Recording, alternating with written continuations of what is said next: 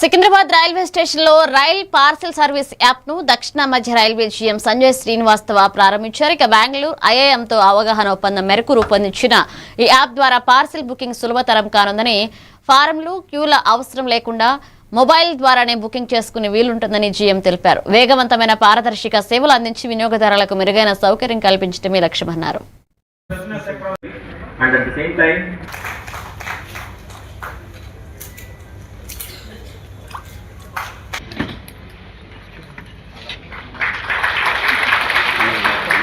Application, a transformative digital initiative for railways that is redefining the parcel transportation business across the country.